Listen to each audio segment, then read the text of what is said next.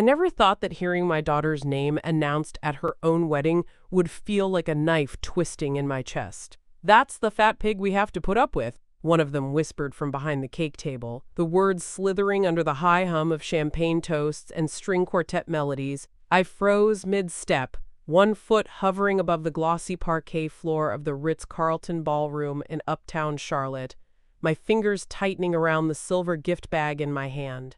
October 18th, 2025, the day my daughter got married, the day I was gutted and gutted again by the people who were supposed to be family. Laughter. A wet, ugly snicker barely muffled by sugar-glazed politeness. I turned slightly, my heels silent against the floor. Juliet Aldridge, the groom's mother, stood with two other women in pastel column dresses, sipping from flutes and cackling like old hens at a roast. One of them leaned closer and whispered, "She's the mother? That explains the hips." The other laughed into her champagne. I didn't speak. I couldn't. My tongue felt like ash, my mouth filled with the taste of pennies. I took a single, careful step back, shielding my face with the bag and pretending to adjust my shawl. My purse, light blue patent leather, hung from my shoulder, and inside it, my iPhone voice recorder ticked on, capturing every poison syllable. I'd forgotten to turn it off after recording a note to myself earlier that afternoon. Now, it was my only witness. I thought of the Google sheet I'd kept, line by line. $3,500 for the venue deposit, $1,800 to the florist, $6,000 to the caterer, $2,200 for the custom necklace I wore to honor my late mother. In total, $22,500. I paid it all, quietly, proudly, for Mallory. And now here I was, invisible in plain sight, no escort, no introduction, no mention in the program booklet except under other guests. I had traded my savings for humiliation in heels, no ally in sight, just me, age 62, standing beneath a garland of ivory roses, holding a gift bag and my breath. Mallory's voice, my only daughter, rose in laughter across the room. She didn't know. Or maybe she did. Maybe silence was her decision too. I had never felt so utterly alone in a room filled with family. And yet, in that moment, something ancient in me stirred. A click, not rage. No, not yet. But precision. Calculation. A turning key. I didn't know yet that one of the men laughing inside that golden circle was about to learn I outranked him. That he reported to me. That his family's snide little charade was about to crumble in public. But I knew this much. The fat pig had teeth.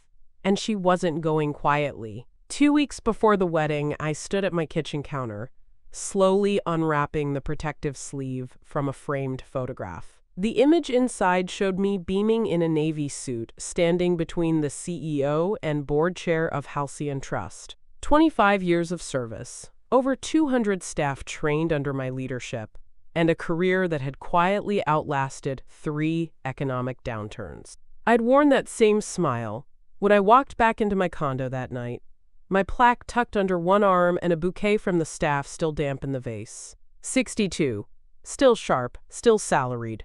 $148,000 this fiscal year alone. And yet, according to Mallory's carefully curated narrative, I was retired, a sweet footnote in her life, best left vague around her fiancé's social circle.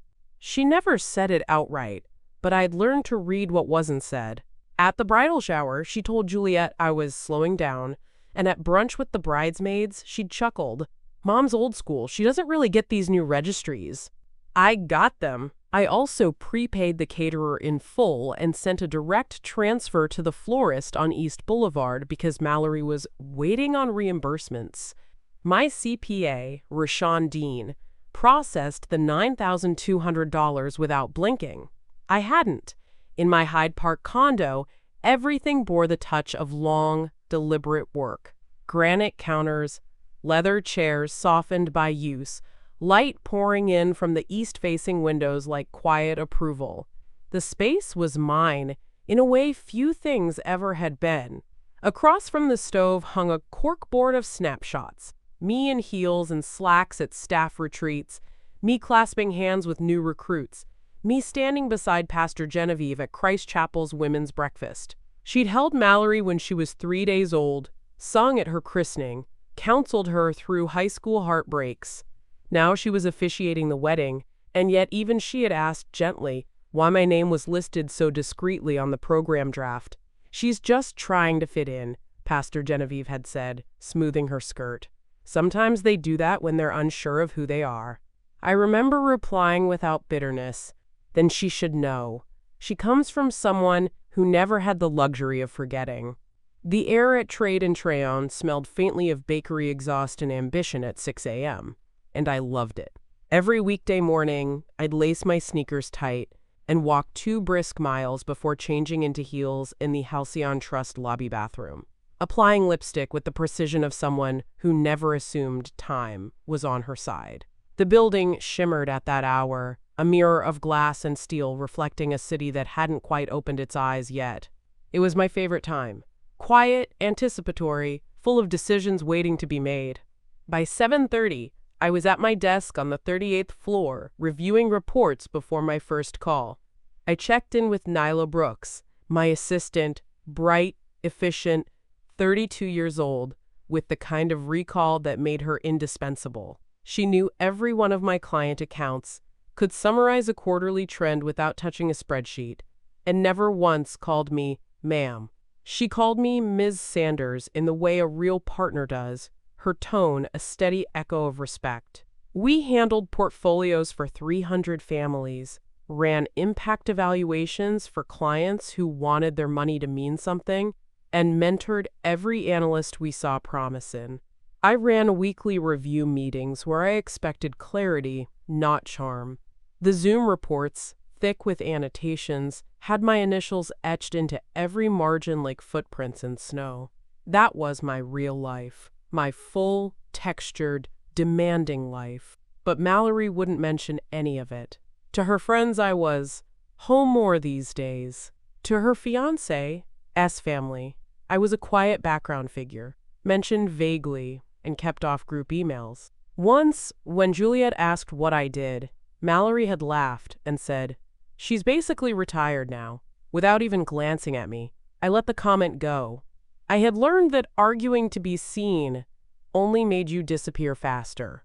What Mallory didn't know, or didn't care to understand, was that I hadn't shared a single detail of my estate plans with her. My retirement accounts, long-term holdings, even the medical directives Nyla helped me update last spring. None of it had her name on it. I had spent my whole life building security, but I'd only share it with someone who valued more than appearances. The sunroom glowed amber that January afternoon, the light bending through the glass like it had something tender to say. I was curled up on the corner chaise, mug of chamomile in one hand, the other holding the printed engagement announcement Mallory had emailed earlier that morning. It was the kind of write-up you found in the back pages of glossy magazines, formal, understated, scrubbed of all memory. Mallory Elise Sanders to wed Charles Aldridge III. It began naming his alma mater, his father's foundation, his grandfather's contributions to regional banking. My name appeared halfway through the second paragraph, right after a polite comma, and with none of the grit that built her life. No mention of me raising her alone since she was 7, or working 2 jobs when the tuition bill came due from NYU Law. She never mentioned the bar exam fees I'd covered when she couldn't make rent in D.C., or the way I stayed up recalculating my own retirement timeline so I could send that $1,300 wire transfer for the wedding dress deposit without breaking stride. I had paid $4,700 total by then for the early pieces, the venue walkthrough, the engagement shoot, the monogrammed robes for the bridal suite, quiet contributions. No drama, no debt collectors, thanks to me. I remember texting her that afternoon, "The announcement is lovely, you look happy." She replied with a heart emoji and nothing more. Across from me, Veronica sipped her green tea, watching the slow churn of my thoughts like a woman who'd seen too many versions of the same heartbreak. Retired principal, lifelong friend, she never minced her words. Don't let them sideline you, she said, setting her cup down gently. They'll put your name in smaller font if you let them. They'll shrink you to make themselves feel larger. I nodded, folding the paper along its seam. I told myself Mallory was just caught up in the swirl, dazzled by champagne and linen swatches and a last name she couldn't stop repeating like a spell. Aldridge. Every other sentence. Charles's mother said. Or, at the Aldridge property in Blowing Rock. Still, I clung to hope. Not for gratitude. I'd stopped needing that, but for space, for presence, for the simple dignity of being acknowledged, not edited out. The day before the wedding, I sat in my home office, surrounded by printouts, bank statements, and a thin layer of disbelief that clung to everything like dust. I had never intended to turn love into numbers, but sometimes the only way to see clearly is to count. I opened my laptop, pulled up the wedding spreadsheet, and began itemizing every contribution I'd made over the past 18 months. $3,000 to the venue, $6,000 to the caterer, $4,500 for the rehearsal dinner and welcome brunch combined, $1,300 for the wedding dress deposit, $2,200 for the florist, prepaid at Mallory's request when the Aldridges' check got delayed, another $5,500 wired directly to her account in pieces, $750 here, $1,200 there, for miscellaneous things she called bride emergencies. The total came to $22,500, and that was just the wedding. I opened another folder. Law school tuition. $19,000 paid in quarterly installments during her second year when her graduate aid ran out. First apartment. $7,000 across 9 months of rent and move-in costs. Add it all together, and the number stared back at me in thick black font. $48,500. Nearly $50,000. Quietly given, never demanded, never made into spectacle. Just the slow, deliberate outpouring of a mother's belief in her daughter's future. And yet, when I opened the final draft of the wedding program, I found my name buried beneath the Aldridges. With love and thanks to Charles's parents, Juliet and Elliot Aldridge, for their generous support and guidance. No mention of me, not even a neutral listing under family. Just a footnote in the seating chart. I stared at the screen, blinking hard, half expecting it to change. I pulled up the Venmo receipts Rashawn had helped me organize. He insisted on it after the 5th untracked transfer. Paper trail, Cassandra. He'd said with the pragmatism of someone who'd seen too many families fall apart over undocumented kindness. Every line had my name on it. Every payment time-stamped. Every receipt whispered a version of, "You mattered, you showed up, you gave when no one else did." And still, in her wedding world, I was no one, a donor without a name. The rehearsal dinner should have been a celebration. Instead, it became the first visible fracture in what I had stubbornly convinced myself was just wedding chaos. Noble Smoke was buzzing with conversation and the slow roll of blues guitar, the kind of place where you expect good ribs and even better warmth. But as soon as I arrived, I felt the chill. I spotted my name on the seating chart, pinned to a wooden easel by the host stand, table 9. It read, printed in a typeface so small it could have been an afterthought. I scanned the rest. Mallory sat with the Aldridges at table 1. Veronica's name, my friend of 20 years who'd flown in from Savannah, wasn't listed at all. Table 9 turned out to be tucked in the back near the service corridor, next to the bathroom line. Strangers surrounded me, people I didn't recognize from either side of the family. The suit I'd bought for the occasion, a deep wine color that cost $800 after tailoring, felt wasted in that corner. I approached Juliet, the groom's mother, who stood near the main table laughing over something shallow. "Excuse me," I said, gesturing politely to the chart. There might have been a mix-up with the seating. Juliet blinked once, then smiled, the kind of smile women perfect when they want you to know you're unwelcome without making a scene. "Oh no," she said lightly. "We just went with what felt natural."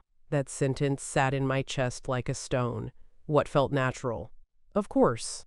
Natural to them meant diminishing me, keeping me on the margins, pretending the wedding was solely an Aldridge affair and I was some distant cousin whose name they couldn't quite recall. I didn't argue. I walked slowly to my assigned seat.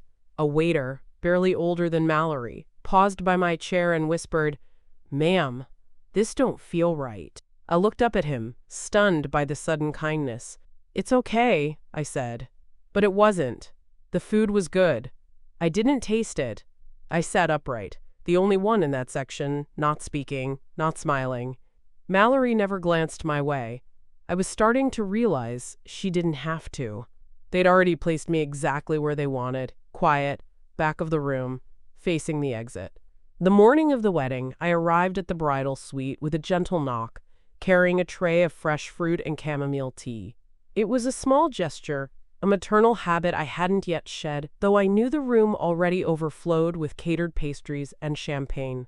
The suite buzzed with activity, stylists curling hair, steaming gowns, the scent of hairspray mixing with mimosa citrus. I placed the tray quietly near the vanity, waiting for a moment that never quite arrived. Mallory was in the makeup chair, back straight, robe belted tightly at the waist. When she caught my eye in the mirror, her smile was brief, perfunctory. I walked toward her, heart doing the slow crawl it had learned around her distance. Before I could speak, she gestured for me to wait, then turned her head slightly toward Juliet, who stood beside her. "Mom, can I talk to you for a sec?" she said, waving me over without leaving the chair. The stylist paused, sensing the shift. She led me a few feet away to a quieter alcove, lowering her voice but not her cool tone. "Listen," she began, hands clasped in front of her like she was at a press conference. "Juliet has already written something for the parent remarks during the reception." I blinked. "But I thought I was." "I just think," she cut in quickly, "it might be best if you didn't speak tonight. It could get awkward with all the dynamics." There it was. Not even a mask this time, just a clean excision, she added, almost apologetically. "Juliet says it's more cohesive this way." I stood still.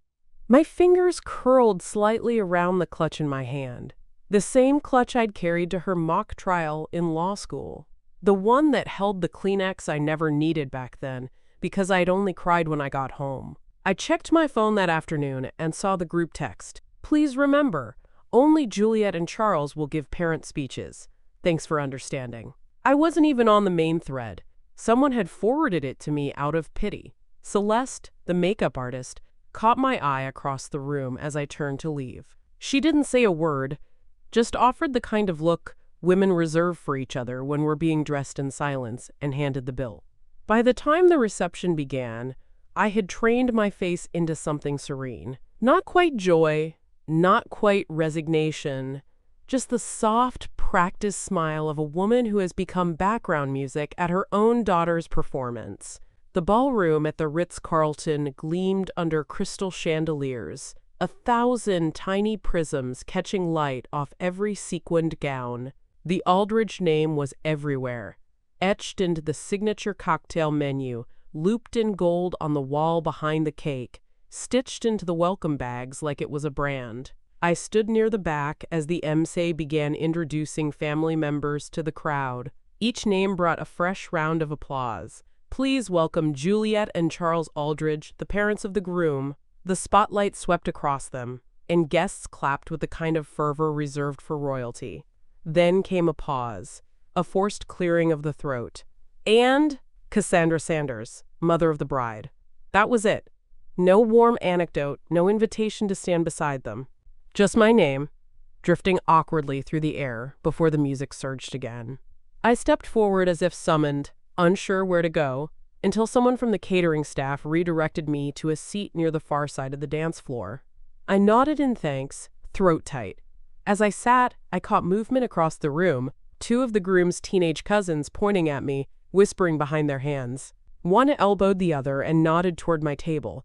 The look on their faces wasn't curiosity. It was amusement, mockery even. One of them snapped a photo with his phone, the flash cutting through the dim like a sudden slap.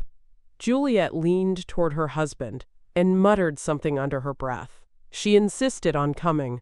I read on her lips. The violinist near my table flinched. He must have heard.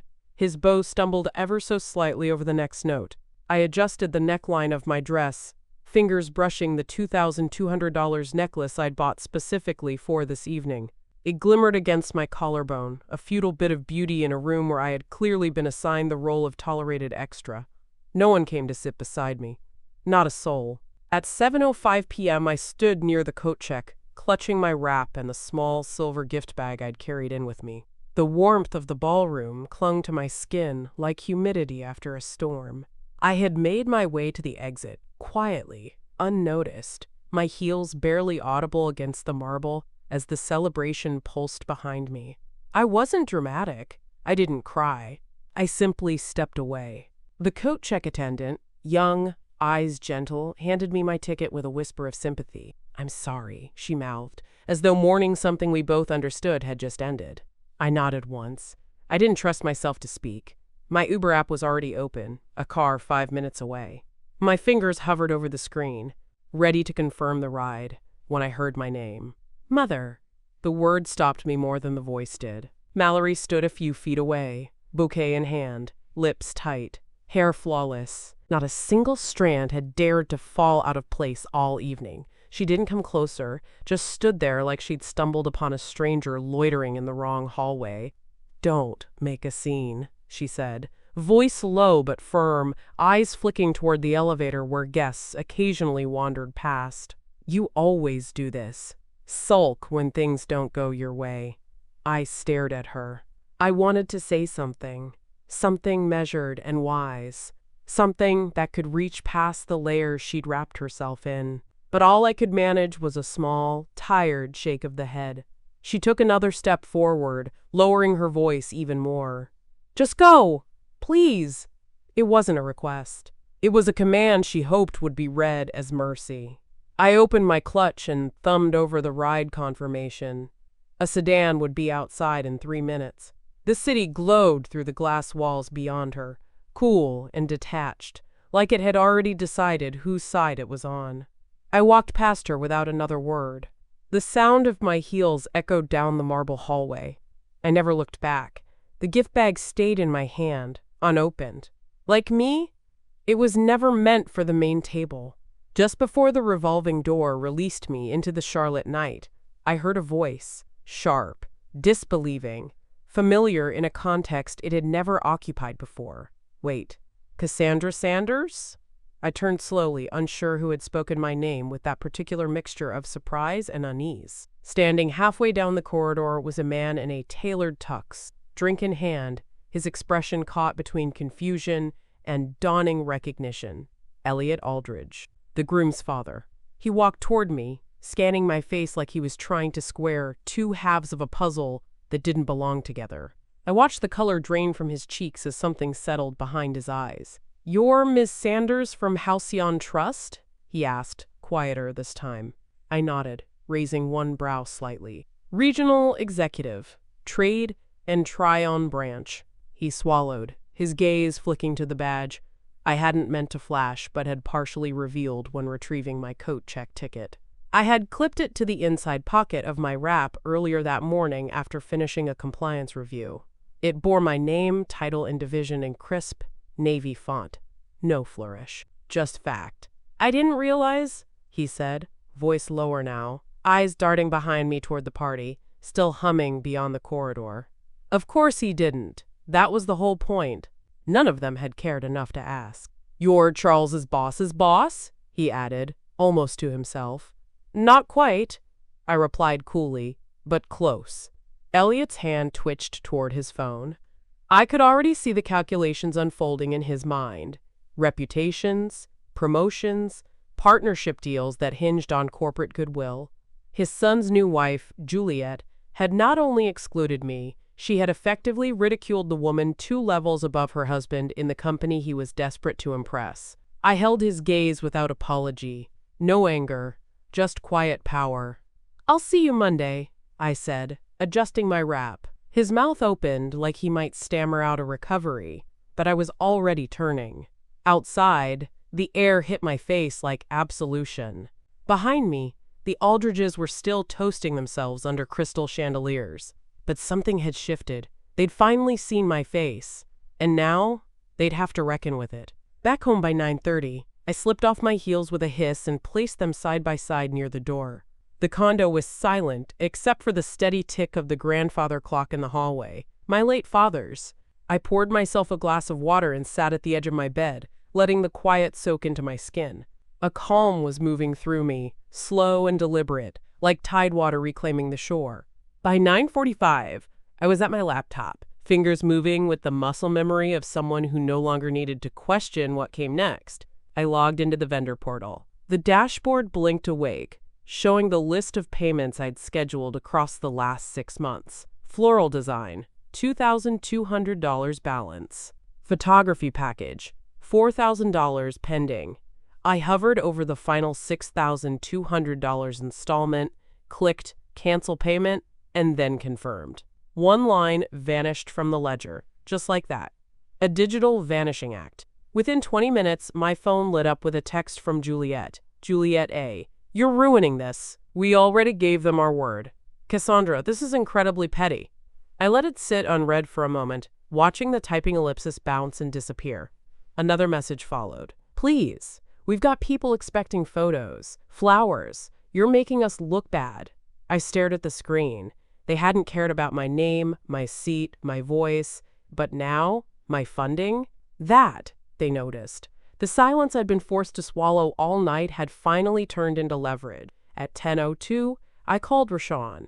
You're up late, he answered, voice warm, unsurprised. I need you to confirm that cancellation went through, I said, and prepare a statement of all outstanding wedding support. They're going to test me. He didn't ask for details. He never did. Already on it, he replied. Want me to draft the formal hold letter? Yes, and mark it as final. No further disbursements unless authorized in writing. Outside, the streetlights threw long shadows across the pavement. Inside, I exhaled fully for the first time that day. I wasn't ruining anything. I was reclaiming what they thought I had already given away for free. By dawn, I was seated at my desk in my robe, the faint hum of the printer spitting out proof after proof of what they once called generosity. The condo was still dark save for the blue glow of my monitor, the only witness to what was no longer grief but clarity.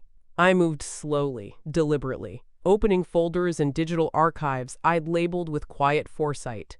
Mallory, law school, wedding contributions, apartment startup. The numbers told a story. One, they didn't think I was organized enough to tell. 17 receipts. I printed every one. Floral invoices with my bank routing number printed clearly. Wire confirmations to Mallory's account. Venmo screenshots labeled final dress payment and bridal brunch deposit. A PDF titled Wedding Budget Final, shared between Mallory, Juliet, and me, highlighted with my entries in yellow. Each item totaled, each line documented. At the bottom, I added one last entry, total contributions, $48,500. This wasn't petty. It was factual, undeniable. I scanned each page, converting them into a single encrypted file. Nyla would know what to do next. By 7:15, I called her. Morning, Miss Sanders, she answered, already awake, always 3 steps ahead. You need me in the office? Not yet. I'm sending a file. Encrypt it, back it up on our private cloud, and lock access to me only. There was a brief pause. Then, you okay? I'm efficient, she laughed softly. Then we're good. I attached the scanned receipts and spreadsheet, labeling the file, Wedding Contributions Final.pdf. Within minutes, Nyla replied with confirmation. Password secured. Storage verified. No one could claim confusion now. I glanced at my phone. No new messages. Mallory hadn't followed up. I imagined she thought the silence was temporary, that I'd come around, fall back into line. But the silence wasn't absence anymore. It was preparation. As I refiled the originals into a folder marked Legal Hold, a strange sensation came over me. Not vengeance, not even anger, just certainty. The kind that comes when a woman stops waiting to be invited into rooms she paid for. I wasn't raising my voice. I was writing it down. 2 days later, I met Elliot Aldridge for lunch at Bentley's on 27th, a high-glass restaurant perched above the city skyline, where power never had to raise its voice. The reservation had been made under my name, and when the hostess walked him to the table, his posture changed. He wore the same watch I'd seen in the ballroom, but now his eyes were wary, the easy arrogance trimmed with caution. I stood to greet him. "Elliot, Miss Sanders," he said, nodding. "Thank you for meeting me." The waiter poured water and vanished, as though trained to sense tension. I slid a printed agenda across the table. Halcyon letterhead, my name at the bottom, nothing personal. I drafted it that morning with HR's help. A quarterly projection review, investor trust allocations, and a section marked Leadership Transition. He glanced at the last page and blinked twice. "You're the incoming managing partner?" I didn't answer. I let the silence confirm what needed no explanation. Elliot leaned back, swallowing hard. "I had no idea. I thought you were unremarkable," I offered. He winced. "No. We just never connected the dots." "No," I said evenly. "You never asked the right questions." He looked out the window, searching for balance. "Juliet didn't know. She didn't want to," I corrected. The pause that followed was dense, full of the invisible rearrangement of assumptions. I didn't relish it, but I didn't rush to fill it either. "I suppose congratulations are in order," he murmured. "Not yet," I said. "The formal announcement comes at Friday's board meeting. HR and legal are preparing the rollout." He nodded slowly, trying to recover. "If there's anything you need—" "There is," I interrupted. "Professional boundaries, no favors, no back channels, and no personal interference regarding the Sanders-Aldridge wedding expenses. It's over. Permanently." Elliot straightened, hands folding atop his menu. "Understood." As we wrapped up, he stood before I did, a small gesture of recognition. This time, there was no mistaking who held the higher ground. Later that afternoon, HR sent me a confirmation email. My new contract would be delivered within 48 hours. In Mallory's silence, I'd heard nothing. In Halcyon's response, I heard everything. That evening, I sat in my living room, legs tucked beneath me, the weight of finality resting gently on my lap. The sun had dipped behind the skyline, and the walls were painted with the soft orange of closing hours. No anger, no regret, just a quiet, necessary stillness. I opened my laptop, clicked to a blank email, and began to type. The message was short, measured, professional, impossible to misinterpret. I didn't write from emotion. I wrote from resolve. Subject, financial conclusion to Mallory Sanders, CC, Camille Rowan, Attorney at Law, Dear Mallory, effective immediately. All personal and financial support has concluded. Please consider this a final boundary. Any further attempt to extract funds or publicly misrepresent our relationship will be responded to with formal clarification. I wish you peace. Mother, I attached a revocation notice I had drafted with Camille, severing all shared access to my financial planner account. No more visibility. No more assumptions. Camille had reviewed it twice, added language to ensure it couldn't be challenged, then offered to co-sign in case of dispute. Once sent, I watched the screen until the green checkmark appeared. Read at 7:46 p.m. There was no reply. It wasn't silence that followed. It was distance. And it was welcome. I leaned back, wrapped my shawl tighter around my shoulders, and let the quiet fill the room. There were no second drafts, no hesitations. For the first time in years, my care came with terms. Not ultimatums, just clarity. Later, I opened my file cabinet and removed the last joint account statement Mallory had once used for tuition planning. I slid it into the shredder, a slow grind of paper and past entanglements. I thought of Pastor Genevieve then, her voice calm, her scripture always gentle but firm. She used to say, "Boundaries are not walls, they're gates with locks. You decide who holds the key."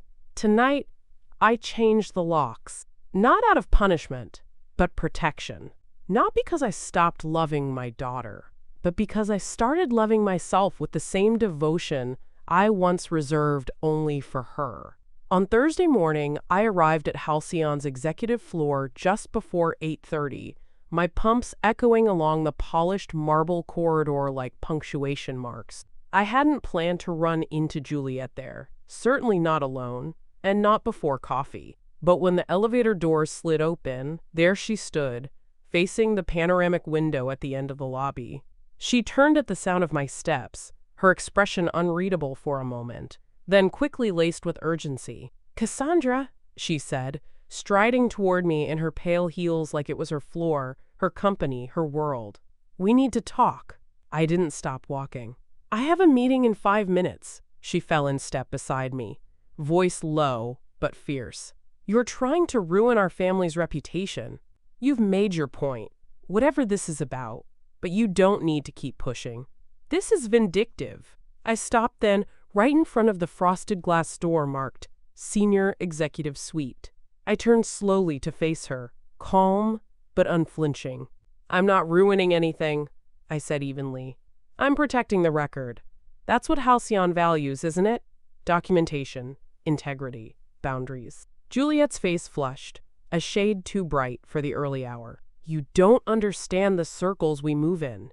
A public incident, whispers at the club. It reflects on Charles, on Elliot. And perhaps," I said, holding her gaze, "that should have been considered before you whispered behind mine." Before she could respond, the security officer near reception subtly stepped closer. He knew who I was. So did the camera in the ceiling corner, red light blinking steadily. Every moment, her tone, her proximity, her thinly veiled threats, was now part of Halcyon's internal security log. Juliet seemed to notice too. Her shoulders straightened. "Let's not do this here." "I agree," I said coolly, then tapped my badge and entered the suite, the door closing softly behind me. An hour later, Paula Vinson from HR filed a formal incident report. Clause 4.1 of Halcyon's conduct policy was clear. Unauthorized visitors attempting to influence internal operations would face review. Juliet had come to warn me. Instead, she'd documented her own misstep. Not every confrontation ends in shouting. Some end in silence and policy. Friday arrived crisp and bright, the skyline sharp against the morning sun as I stepped into Halcyon's 40th floor boardroom. The city stretched beneath us like a kingdom under glass, but inside, everything was hushed, serious. A long mahogany table ran the length of the room, each seat filled with familiar faces, some curious, some cautious. I wore navy crepe, pearls at the throat, nothing flashy, just dignity stitched into every seam. At exactly 10 a.m., Chairwoman Teresa Ho called the quarterly meeting to order. Her voice, poised and efficient, floated over the agenda. Growth forecasts, mergers, a compliance review. And then she looked up and nodded toward Elliot. "Mr. Aldridge, would you like to introduce our next leadership transition?" He cleared his throat and stood, adjusting his jacket. His eyes passed over the room once before landing on me, not cold, but careful. "I'd like to formally announce that Ms. Cassandra Sanders will assume the role of managing partner, effective next quarter. She has led this region with excellence, doubling client trust retention over the last 5 years, and mentoring a generation of analysts into stability." There was a beat of silence before the room erupted into polite applause. Not thunderous. This was Halcyon, but pointed, respectful, grounded in understanding. Across the far row of gallery seats sat Juliet, her posture upright, face carefully composed but not unreadable. She hadn't expected this. Her lips parted just slightly, the only betrayal of surprise. Behind Elliot, the screen lit up. My name, title, and base compensation, $220,000, alongside the new suite number and departmental restructuring. Teresa Ho nodded as the figures locked into view, then reached across to shake my hand. "Congratulations, Cassandra. It's well earned." "Thank you," I said, meeting her gaze, then turning to acknowledge the board. "I look forward to continuing the work." Juliet sat frozen, hands clasped, her son's career suddenly tethered to a name she'd tried to minimize. I didn't look at her long. I didn't need to. In that moment, I wasn't her cautionary tale. I was the standard she now had to rise to, or fall under. And this time, everyone was watching. At 10:25 a.m., with the boardroom still murmuring from the announcement, I reached into my leather briefcase and pulled out a folder, simple, slate blue, embossed with the Halcyon logo. I placed it on the table in front of me, laying one palm gently across the cover. "Before we adjourn, I said, voice steady. There's one final matter I'd like to clarify for the record. Elliot paused mid-sentence, glancing at Juliet, who sat now like a statue, no longer performing. I opened the folder and slid its contents into the center of the table. A printed spreadsheet, color-coded receipts, screenshots of wire transfers, Venmo statements, floral contracts, and dress invoices. Every transaction labeled, time-stamped, and matched to bank activity.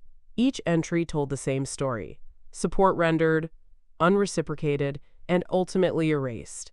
This, I said, tapping the first page, is a comprehensive ledger of my financial contributions to the Sanders-Aldridge wedding. A total of $48,500, including tuition carryover, housing assistance, and full payment of select vendors. There were no raised voices, no gasps, just the sound of shifting paper and the measured turn of heads. Authority didn't require volume. It required proof. Juliet moved as if to reach for the folder, but Elliot, without looking at her, placed his hand gently on her wrist.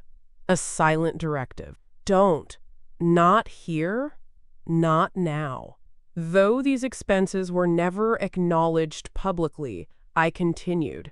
They are accounted for privately and will no longer be eligible for further dispute or revision.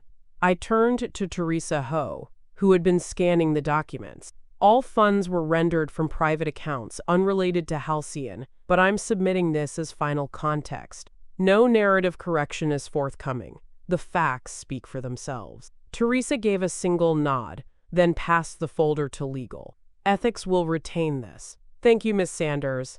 Stamped at the top of the final page, in bold type, were the words, "Private funding discontinued." I gathered my notes. Juliet looked down at her lap, eyes unfocused. She had nothing left to say.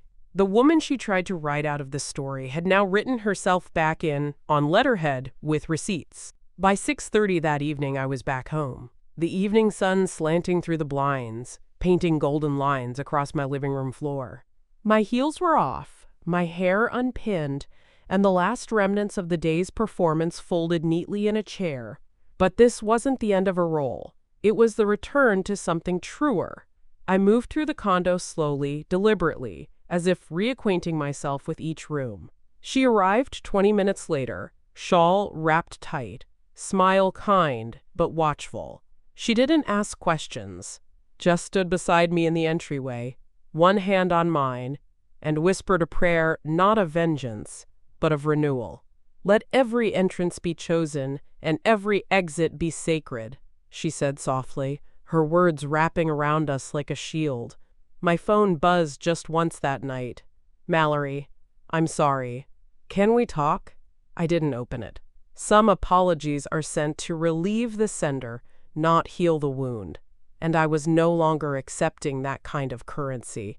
Instead, I poured a glass of red wine, returned to the sunroom, and settled into the chair where I had once read her engagement announcement.